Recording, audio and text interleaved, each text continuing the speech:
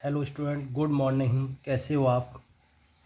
अब मैं आपको क्वेश्चन नंबर पहला, दूसरा, तीसरा बताने जा रहा हूँ जो वैदिक मैथ का है। ये निखिलिम या परावर्त विधि से इसको भाग करना है। दोनों विधि सेम होती है, दोनों में अंतर क्या होता है? कोई अंतर नहीं, केवल प्लस माइनस का आपको चिन्ह को इसमें ध्यान रखना है केवल आपका। जैसे कोई संख्या हो सकती है, इसका भाग हमको देना है, तो कैसे भाग देंगे? जैसे पहला सवाल आपका है कि 1245 में हमको भाग देना है 97 का। 1245 डिवाइड बाई 97।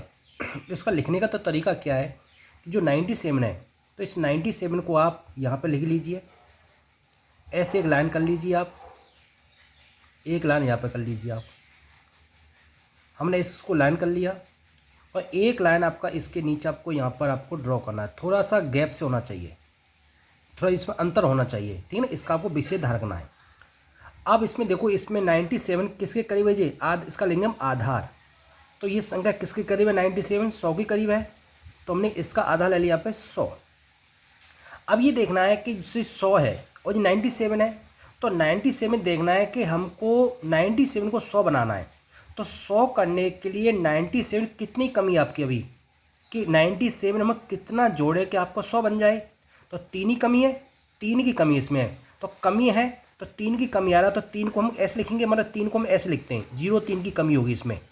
तो यहाँ पे किसका चिन्ह आएगा? 0 आएगा आपका यहाँ पे, और यहाँ पे क्या आएगा? 3 आएगा। मतलब 3 इसमें जोड़ा जाएगा, तभी तो 100 होगा आपका। तो ये मिला लीजिए आपका, 7 और 3 10 और 9 1 10, 100 हो गया आपका ये। तो देखो यहाँ पे हमने 2 अंक हो गए, 1 2 अंक। तो ध्यान रखना, इसमें 2 अंक आपके लाइन के इधर आएंगे, 4 और 5, 4 और 5। जितने यहाँ पे अंक होते हैं उतने ही अंक इस लाइन के आपके बाद में लिखे जाते हैं। और यहाँ पे क्या बचा आपका? 1 और 2 बचा। इसमें थोड़ा ध्यान रखना है कि इनमें थोड़ा गैप होना चाहिए आपका। ये जो फर्स्ट नंबर है, ऐसे सेम सब में तरीका सेम होता है। ये फर्स्ट नंबर आपका यहाँ पर सेम उतर के आएगा। अब इसका गुणा हम दोनों संख्याओं में करेंगे, दोनों नंबर में गुणा करेंगे। तो 1 का गुणा करेंगे 0 से, कितना आएगा? 0। किसी भी संख्या का अगर गुणा 0 से करते हो तो 0 आता है। अब 1 का गुणा करेंगे 3 से, कितना आ गया आपका? 3 आ गया। कोई समस्या यहाँ तक? अब इन दोनों को हम जोड़ेंगे सेम, केवल एक एक नंबर को जोड़ते जाना है। 2 और 0 कितने हो गए? 2 हो गए। अब फिर दोबारा कंडीशन वही है, इनका गुणा करेंगे। अब 2 का गुणा करेंगे इससे, 0 से कितना आएगा आपका? 0 आ जाएगा ये। और 2 का करेंगे 3 से, कितना आएगा आपका? 6 आ गया। देखो ऊपर भी आपके 2 अंक थे और नीचे आपके 2 अंक हो गई। अब क्या करो, इनको आपको जोड़ना। अब देखो 5 और 6 कितने हो गए? 11। 11 का कितना आ गया? 1 आ गया हाथ से। 4 और 3 कितने हो गए? 7। और 7 और 1 हाथ से कितने हो गए? 8। अब ये देखा जाए कि ये जो नंबर आपका यहाँ पर आया, ये 12 है। और ये क्या आपका? ये 12 होता है शेष पर, ये होता है भागफल। यहाँ पर 81 है, ये क्या होगा आपका? शेष फल। तो इसको लिख दो आपका यहाँ पर शेष फल। और ये क्या आपका? 12 क्या है आपका यहाँ पे? भागफल। तो ये आपका क्या हो गया? आंसर हो गया। क्वेश्चन नंबर दूसरा देखिए आपका। अब 311 में भाग देना हमको 8 का। तो 8 को हम ऐसे लिखेंगे, यहाँ पर हम सेम तरीका है, एक लाइन करो ऐसे। अब थोड़ा सा लाइन छोड़ो ऐसे। अब बताओ आधार, इसका लेंगे आधार। तो ये 8 है, तो ये 8 किसके करीब आपकी? तो 10 के करीब। आपको मैंने पहले बताया था, जो आधा लेते हैं या 10 लेते हैं या 100 लेते हैं या 1000 लेते हैं आधार। तो अगर संख्या 8 है तो किसके करीब हो गई? 10 के करीब हो गई। अब 8 में कितना जोड़ेगा आपको? 10 बन जाए तो 2 जोड़ना पड़ेगा। तो 2 आपका आएगा यहाँ पे। ये देखो 1 अंक आ रहा है, तो 1 अंक ये आपका लास्ट में आ जाएगा। जितने यहाँ पे अंक होते हैं उतने अंक इस लाइन के बाद में आते हैं। तो यहाँ तो ये तो 1 इधर आ गया, तो यहाँ क्या बचेगा? 3 और 1। पहला नंबर आपका सेम आता है, 3 आ गया। अब 3 का वहाँ करेंगे 2 से, कितना आ गया? 6 आ गया। दोनों प्लस किए हैं तो 6 कितने हो गए? 7 हो गई।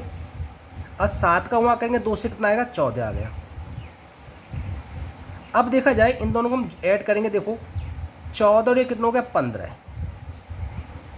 लेकिन इसमें देखा जाए हम भाग तो 8 का दे रहे हैं, तो शेष तो इससे कम बचना चाहिए, 8 से कम बचना चाहिए। लेकिन यहाँ शेष बच रहा 15 है आपका। जब ऐसी कंडीशन आपका आ जाती है कि जो शेष पर अगर ज़्यादा बचता है, तो इस 8 का भाग दोबारा देते हैं हम किसमें? 15 में। तो ऐसे हिरप्पा करके देख लो, मतलब 8 का भाग हम 15 में देंगे। मतलब दोबारा अगर इस शेष पर ज़्यादा बचता है, इस संख्या ज़्यादा बचता है, तो इसका दोबारा इसमें 2 भाग, एक बार गया 8, तो कितना आएगा आपका ये 7।